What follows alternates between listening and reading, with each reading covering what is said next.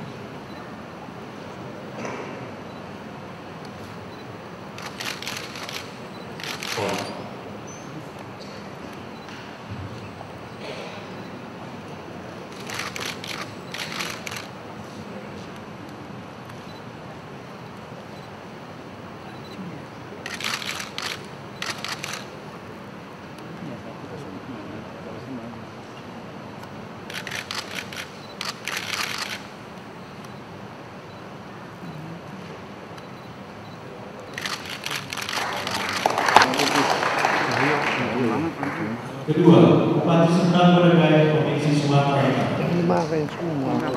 Itu benar.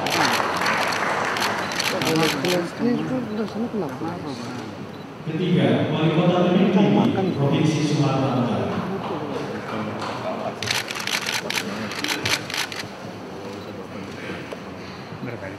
Keempat, Wali Kota Pekanbaru Provinsi Ntb.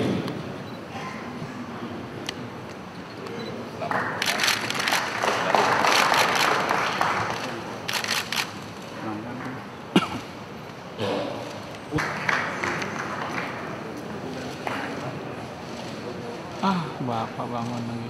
Bupati Bekasi Provinsi Jawa Timur. Selanjutnya Bupati Mojokerto Provinsi Jawa Timur. Yang saya cintai, hadirin sekalian yang saya hormati, telah mendapatkan tanda penghargaan atas prestasi yang saudara-saudara ukir untuk diabdikan bagi kepentingan masyarakat luas. Rakyat pasti berterima kasih kepada saudara karena pelayanan publik hakikatnya membawa keadilan bagi masyarakat kita. Oleh karena itulah, mewakili rakyat yang pasti berterima kasih kepada saudara, saya juga mengucapkan terima kasih dan penghargaan yang setinggi-tingginya atas peran, jasa, dan capaian-capaian yang saudara raih. Ada yang mengatakan mencapai sesuatu lebih mudah dibandingkan mempertahankannya. Oleh karena itu, saya berharap semua prestasi ini dapat terus dipertahankan, bahkan ditingkatkan dari waktu ke waktu.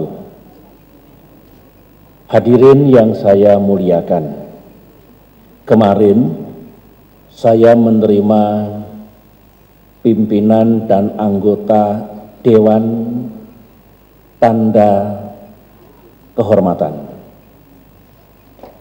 Biasanya dalam pemerintahan baru, presiden, wakil presiden terpilih itu juga mengangkat pejabat-pejabat atau meresmikan lembaga-lembaga baru yang oleh undang-undang diamanahkan untuk itu. Misalnya, Dewan Pertimbangan Presiden. Kemudian kemarin, Dewan Tanda-Tanda Kehormatan. Ketika saya berbicara dengan beliau semua, saya katakan kemarin, marilah kita membangun budaya dan peradaban yang baik di negeri ini, karena kita merasakan kita ini kurang pandai berterima kasih dan kurang pandai pula memberikan penghargaan kepada mereka yang patut diberikan penghargaan. Barangkali kita lebih suka mengatakan yang tidak baik, mencerca, dan bahasa-bahasa yang sejenis, tetapi sekali lagi sulit untuk berterima kasih dan memberikan penghargaan. Tentu tabiat demikian tidak membawa ketentraman dan sesungguhnya tidak adil. Yang namanya adil, kalau berbuat kesalahan, alpa dia patut mendapatkan teguran. Apalagi kalau terlibat dalam pelanggaran dan kejahatan, mesti mendapatkan hukuman. Nah, perangkat ini sudah siap. Ada kepolisian, ada kejaksaan, ada pengadilan, ada badan-badan pengawas, BPK, BPKP, KPK, dan sebagainya.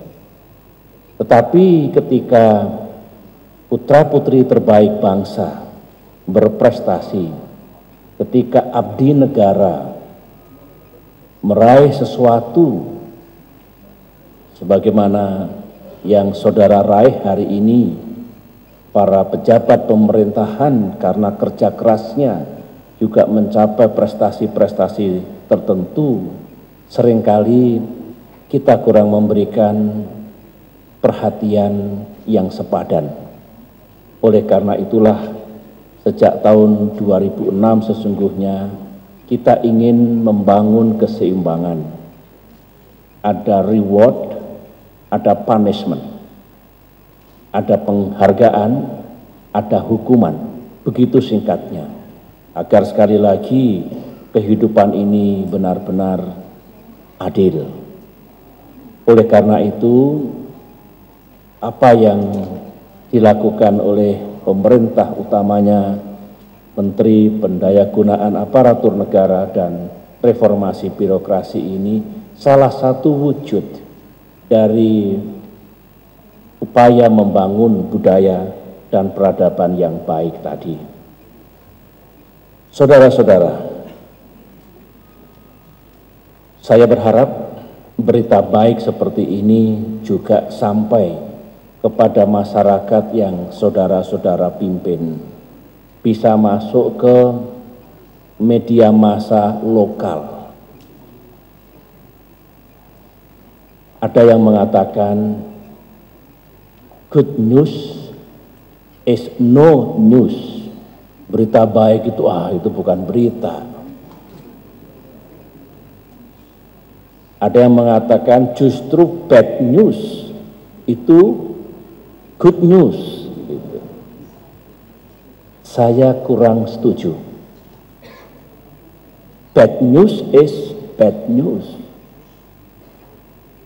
Good news is good news. Maknanya apa?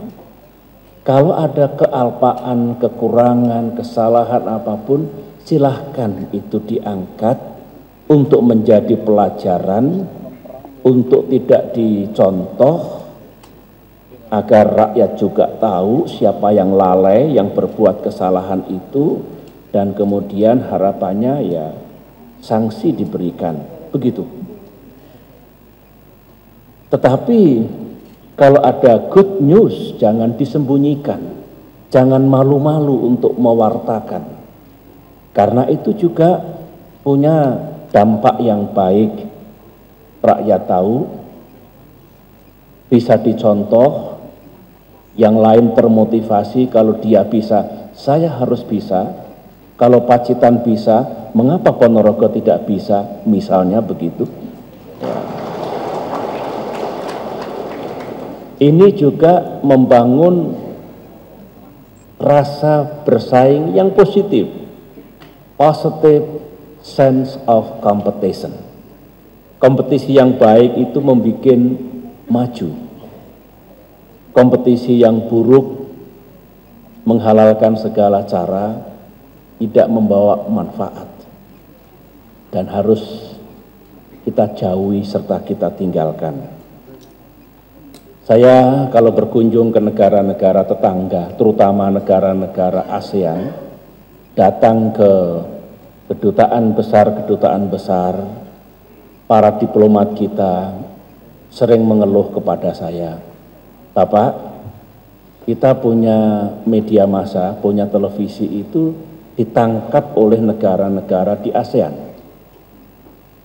Saya menyarankan di samping berita-berita yang buruk tentang negeri kita, perkelahian antar kampung, pembakaran, ini itu, mengapa sekali-kali juga diangkat yang baik-baik, supaya negara tetangga Singapura, Malaysia, Thailand, Filipina, dan sebagainya itu melihat Indonesia utuh. Ada yang belum baik, ada yang sudah baik. Agar juga persepsi tentang negara kita menjadi utuh, tidak bias. Itu harapan mereka. Karena banyak sekali kita merugi dari segi investasi, dari segi pariwisata, dari segi kerjasama yang lain, takut bayangan. Sampai investasi yang besar memerlukan untuk ketemu Presiden Republik Indonesia, biar yakin betul bahwa Indonesia itu dalam pengelolaan yang baik, tidak seperti apa yang dicitrakan di luar negeri yang sering penuh dengan bias. Ini saya dengar langsung dari para diplomat kita, dan memang harus begitu. Ada negara yang diangkat yang baik-baik saja, biasanya media massa atau persnya dikontrol, itu juga tidak baik, tidak jujur, bisa memberikan pandangan yang keliru. Yang baik, yang benar adalah ada kebebasan, ada freedom of the press, tapi pers itu sendiri mengangkat segala sesuatunya secara berimbang.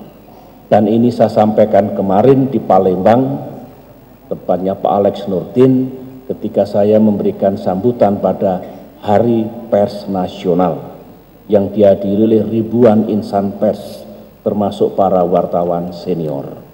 Kita sendirilah yang harus menceritakan apa adanya. Yang baik dikatakan baik, yang tidak baik atau belum baik katakanlah demikian. Tetapi tidak usah khawatir, para gubernur, bupati, dan wali kota, andai kata tidak terpublikasikan, andai kata masyarakat tidak tahu, Allah Subhanahu wa Ta'ala Maha mengetahui. Karena kita hidup itu di dua alam, di dunia dan di akhirat. Insya Allah apa yang Bapak, Ibu, saudara-saudara lakukan akan menjadi bagian dari kehidupan yang utuh. Dan saya yakin pada kebesaran Tuhan yang Maha Kuasa bahwa dengan kemahatauannya semua dicatat oleh Allah Subhanahu wa Ta'ala. Hadirin yang saya hormati, tadi pagi saya mendapat laporan dari para menteri di jajaran perekonomian, termasuk Menteri Keuangan tadi pagi, bahwa sudah pasti kita mendapatkan good news dari capaian ekonomi tahun 2009. Saya belum berani berkata dan mengeluarkan statement baru hari ini, karena yang ada hanyalah perkiraan, hanyalah ramalan. Contoh, karena kita alhamdulillah bisa meminimalkan dampak krisis dunia yang terjadi sejak tahun 2008 dan 2009 kemarin, kita berharap bisa mencapai pertumbuhan antara 4,3% sampai 4,5%. Dunia memperkirakan meskipun Indonesia diuji tumbuh positif setelah Tiongkok dan India, begitu sesama anggota G20, tetapi angkanya ditaruhnya sekitar 3,5 sampai 4%. Tentu saja kita semua termasuk gubernur, bupati, dan wali kota, saya tahu 2 tahun ini berjuang dan bekerja keras untuk menjaga ekonomi kita di tengah-tengah gejolak dunia yang seperti itu, dan positif sudah bahwa alhamdulillah tengah-tengah pertumbuhan negatif dari banyak negara, 2009 kemarin kita mencapai pertumbuhan 4,5%. Bukan hanya itu, inflasi, karena mengukur bukan hanya growth, bukan hanya pertumbuhan, tapi juga inflasi atas kerja keras kita semua, saudara semua, angkanya pada kisaran 2,8%, dan itu dalam 30 tahun, hanya ada 3 tahun, termasuk 2009, yang inflasinya di bawah 3%. Tolong bisa dijaga secara bersama oleh kita semua. Cadangan devisa ini tertinggi dalam sejarah, mencapai 66,5 miliar dolar Amerika Serikat. Kita ingin suatu saat cadangan devisa kita minimal 100 miliar dolar Amerika Serikat. Dengan demikian lebih aman, lebih luas kita untuk menghadapi goncangan baik pada tingkat global maupun pada tingkat regional. Saudara-saudara, di Palembang juga kemarin dalam kuliah perdana saya kepada para siswa Sekolah Jurnalistik Indonesia yang pertama kali didirikan di Palembang dan akan disusul oleh provinsi-provinsi lain, saya mengatakan dalam kuliah itu bahwa Indonesia harus berhasil ke depan ini. Mengapa? Karena kita dengan ridha Allah dan dengan kerja keras kita berhasil mengatasi 2 ujian. Ujian pertama, ujian yang maha berat yang dihadapi, dialami oleh bangsa kita sejak tahun 1998 sampai 2008, diperkirakan Indonesia akan runtuh, kolaps, bubar. Tidak terjadi, bertahan kita, survive kita, dan bahkan reformasi dan apa yang kita lakukan membuahkan hasil. Lulus kita pada ujian pertama, dan yang kedua, alhamdulillah pula kita lulus pada ujian kedua menghadapi resesi perekonomian global dan krisis keuangan dunia sekarang ini. Nah, kalau kita lulus dalam 2 ujian yang berat itu, mengapa tidak kita tidak lulus lagi untuk membangun negeri kita pada 5 tahun pertama depan ini dan 5 tahun berikutnya lagi. Ini harus menjadi keyakinan kita, harus menjadi visi kita, dan sekaligus misi yang harus kita jalankan secara bersama. Saudara-saudara, berulang kali saya sampaikan bahwa 5 tahun mendatang pembangunan kita memiliki 3 pilar. Pilar pertama, ekonomi harus terus meningkat untuk meningkatkan kesejahteraan rakyat. Ekonomi harus tumbuh, dan kemudian pertumbuhan itu didistribusikan secara adil.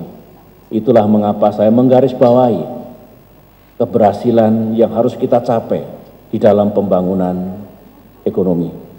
Yang kedua, demokrasi yang makin matang, makin bermartabat, dan makin membawa manfaat. Yang ketiga, pilarnya adalah keadilan bagi seluruh rakyat Indonesia. Pembangunan itu harus dirasakan oleh mereka semua. Pembangunan untuk semua. development for all. Tiga inilah yang menjadi pekerjaan rumah, menjadi tugas kita bersama. Dengan penjelasan ini, maka setelah saya menyaksikan sendiri bahwa reformasi birokrasi yang meskipun masih harus kita tingkatkan di tahun-tahun mendatang, tetapi alhamdulillah birokrasi kita makin baik. Meskipun jangan cepat berpuas diri, belum semuanya baik. Kalau ciri-ciri birokrasi yang baik itu ya yang responsif, belum semuanya responsif, yang transparan di dalam mengelola pembangunannya, yang akuntabel, segala sesuatu dapat dipertanggungjawabkan, dan yang capable, yang berkemampuan untuk menjalankan manajemen pemerintahan di daerahnya masing-masing.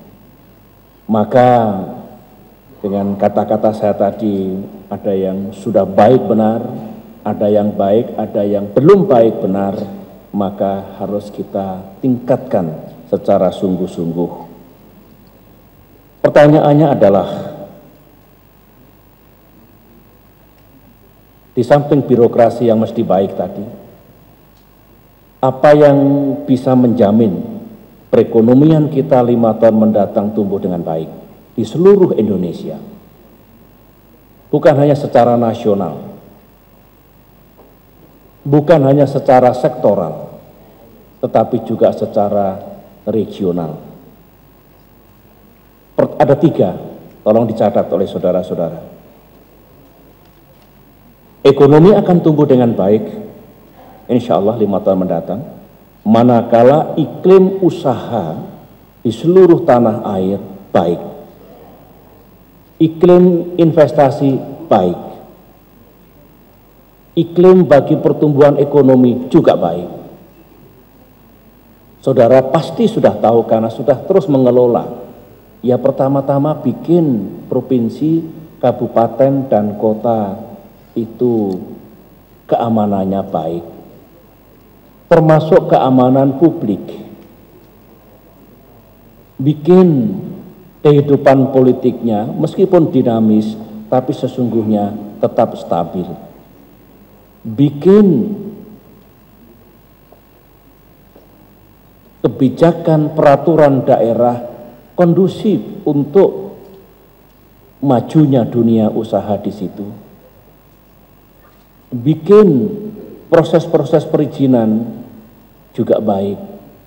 Iklim itulah yang pertama-tama akan menjadi preconditions, prakondisi bagi terwujudnya pembangunan yang lain, termasuk kegiatan usaha di masing-masing provinsi, kabupaten, dan kota. Pemimpin harus peduli bahwa iklim usaha, iklim investasi, iklim pembangunan ekonomi baik. Yang kedua, yang tidak kalah pentingnya, teruslah membangun infrastruktur. Pemerintah pusat jelas dengan APBN yang kami miliki akan terus meningkatkan pembangunan infrastruktur di seluruh Indonesia. Tetapi saya juga ingin saudara berpartisipasi, ada share daerah, ajak pula kalangan swasta untuk bersama-sama membangun infrastruktur itu. Makin lengkap, makin baik infrastruktur kita, apakah listrik, apakah jalan, jembatan, pelabuhan, dermaga, apapun yang diperlukan, makin hidup dan makin tumbuh kegiatan usaha itu. Jangan pernah tidak memikirkan pembangunan infrastruktur. Itu yang kedua. Nah, yang ketiga, yang menjadi hajat kita hari ini, semuanya akan berjalan dengan baik apabila birokrasinya memang lebih baik dari sekarang. Itu saling terkait satu sama lain.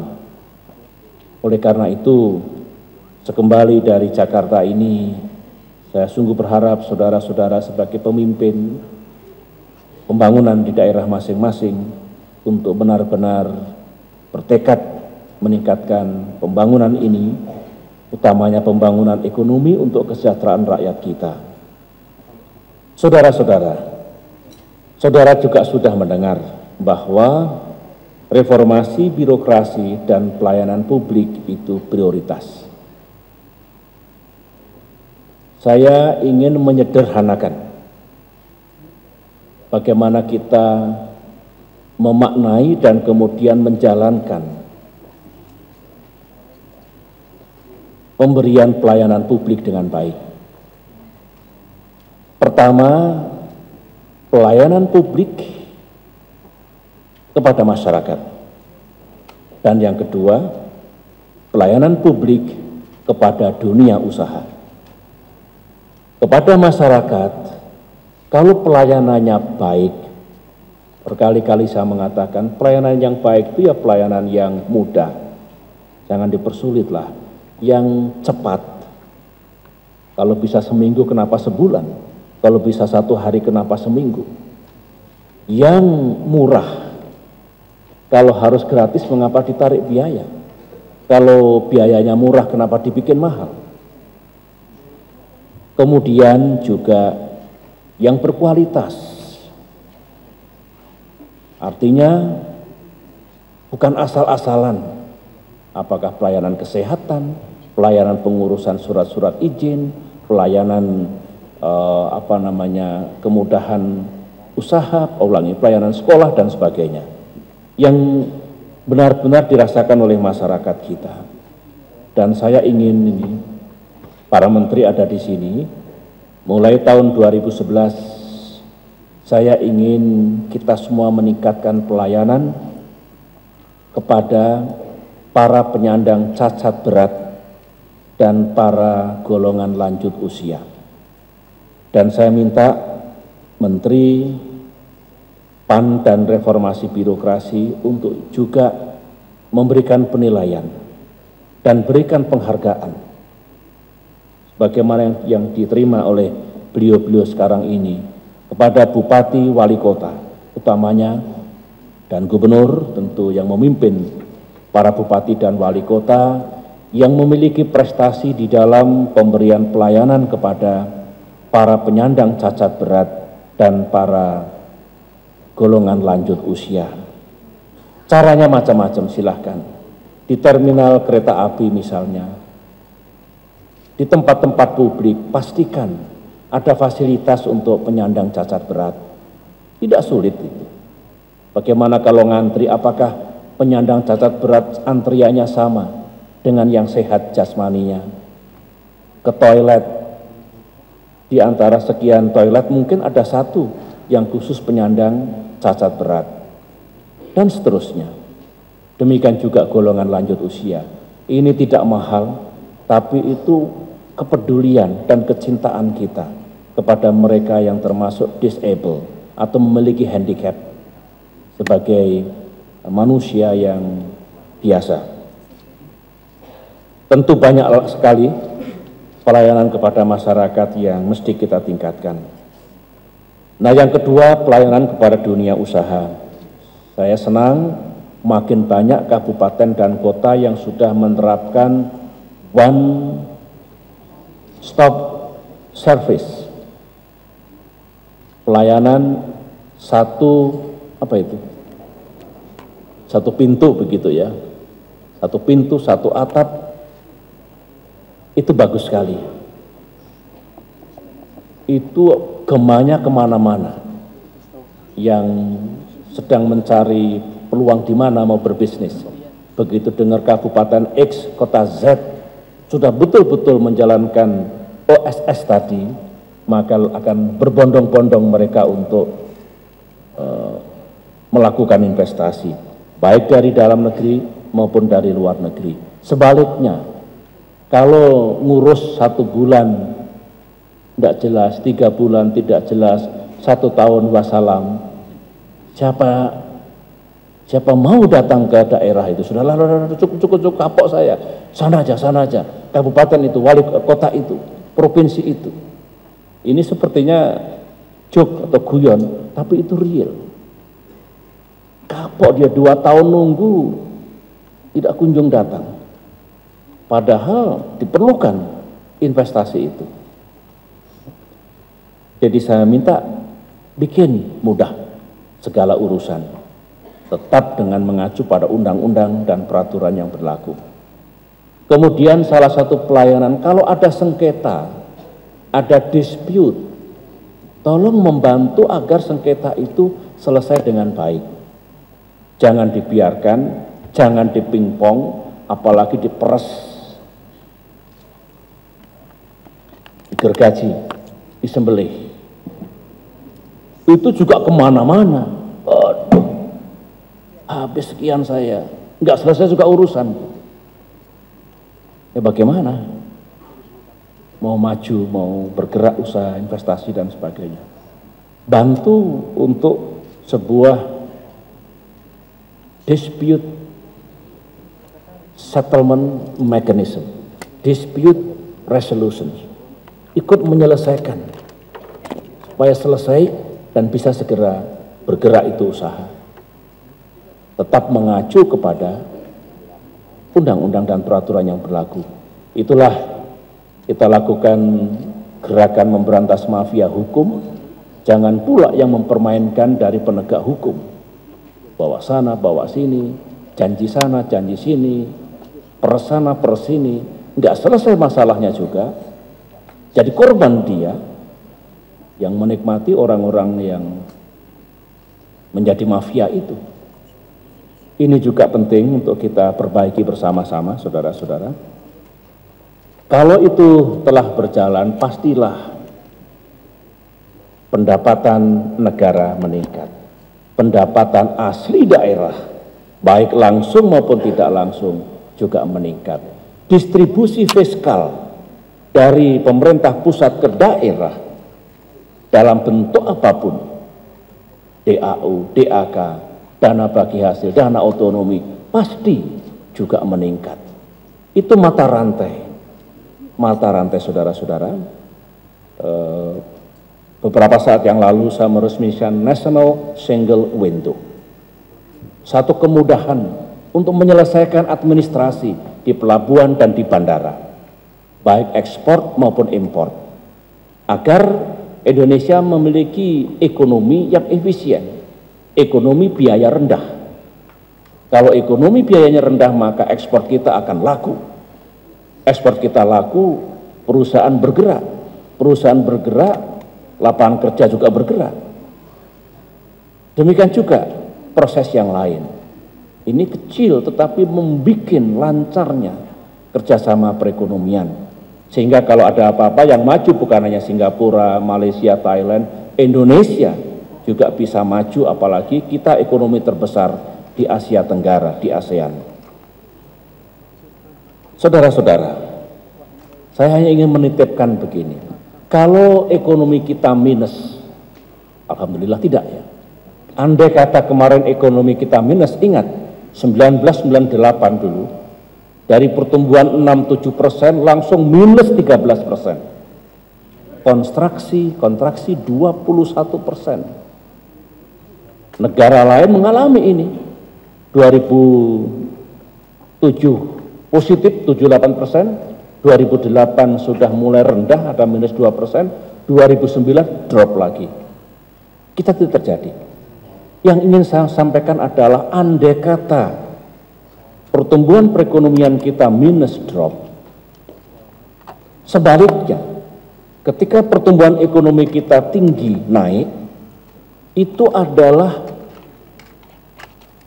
agregat sebetulnya, kumpulan, gabungan dari semua aspek. Pertama, ekonomi tumbuh manakala dari segi yang disebut demand side economy, kalau ekspornya meningkat sehingga ekspor dikurangi impor, tetap baik netonya. Apabila pengeluaran pemerintah baik, pusat daerah. Apabila konsumsi masyarakat oke seperti sekarang ini. Masyarakat ternyata punya daya beli, sehingga bergerak semuanya. Dan kemudian apabila investasi berkembang.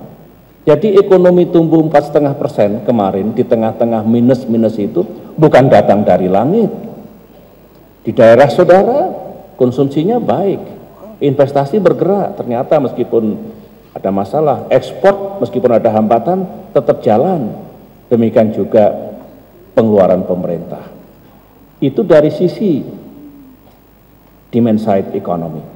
Sisi yang lain, kalau tumbuh 4,5%, sektor real mesti juga tumbuh. Agregat pertanian, industri, jasa.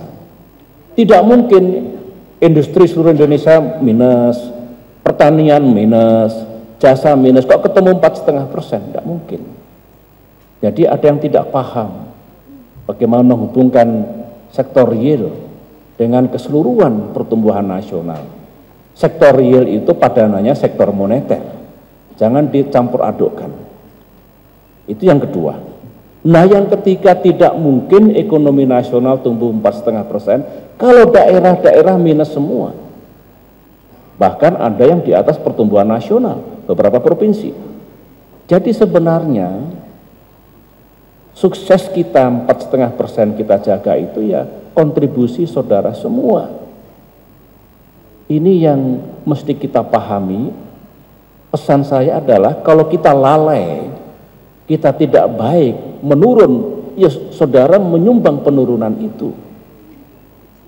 Meningkat, saudara menyumbang peningkatan itu. Itu sebenarnya. Supaya kita berbagi tanggung jawab, berbagi kontribusi untuk negara kita. Yang terakhir, ini kesempatan yang baik karena konteksnya reformasi birokrasi, konteksnya pelayanan dunia usaha. Saya ingin menitipkan satu pesan. Ketika Indonesia mengalami krisis yang luar biasa dulu, mulai tahun 1998, dari banyak faktor yang menyebabkan mengapa kita jatuh krisis seperti itu, salah satu faktor adalah hubungan antara politik dan bisnis yang tidak sehat. Bahasanya kolusi. Kerjasama yang tidak baik, yang membuat negara rugi. Karena kolusi ini menjadi semacam order of the day waktu itu, menjadi keseharian, menjadi bagian dari kehidupan perekonomian kita waktu itu. Ibaratnya semua di bahasa Indonesia apa yang semua terambah, terinfiltrasi di mana-mana begitu oleh budaya kolusi, kong kali kong. Runtuh satu, runtuh semua. Harusnya misalkan yang menang tender A karena kolusi, yang menang tender B. Padahal B ini bermasalah. Begitu.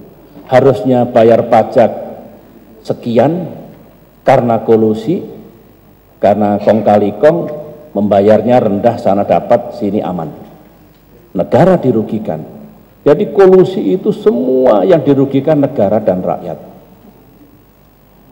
Ini salah satu yang membuat hancurnya kita dulu dan akhirnya kita tidak bertahan. Oleh karena itu, mari bersama-sama kita perbaiki hubungan yang baik, win-win. Pemerintah daerah bisa membangun dunia usahanya tumbuh, dapat pendapatan yang baik. usaha juga baik, tumbuh dengan baik, usahanya halal, transparan, sesuai dengan aturan, yang akhirnya rakyat yang diuntungkan. Ada lapangan pekerjaan, ada anggaran untuk mereka semua yang lebih tinggi karena bisnisnya maju. Oleh karena itu, hubungan politik dan bisnis ini yang dulu kolutif, mari kita ganti dengan hubungan kemitraan, partnership. Pemerintah punya kewajiban, Pak Gubernur, Pak Bupati, Pak Wali Kota punya kewajiban agar usaha itu berkembang. Jangan dipersulit, jangan dimacem-macemi sehingga dia tidak bisa apa-apa. Sebaliknya, dunia usaha yang telah mendapatkan ruang, peluang atau opportunity untuk berusaha di tempat-tempat itu, ya menjalani kewajibannya. Dari hubungan politik jadi hubungan kemitraan lebih baik, ya lebih bagus kinerja usaha dan kinerja ekonomian kita. Itulah yang saya titipkan hari ini, saudara-saudara, karena dengan dunia masa kini proses investasi tidak selalu pintu masuknya dari Jakarta, tapi langsung masuk ke kabupaten, kota, dan provinsi. Saya berikan kepercayaan penuh, saya dorong saudara untuk berinisiatif, berprakarsa, menjalankan usaha, menjalankan ekonomi, tapi tetap dalam praktek yang baik, membangun kemitraan, dan jangan lagi kita membiarkan hidup kembali budaya kolusi di antara bisnis dan politik, di antara dunia usaha dan negara. Itulah pesan dan harapan saya. Sekali lagi selamat, saya bangga, lanjutkan prestasi dan berbuatlah yang terbaik untuk rakyat kita. Sekian.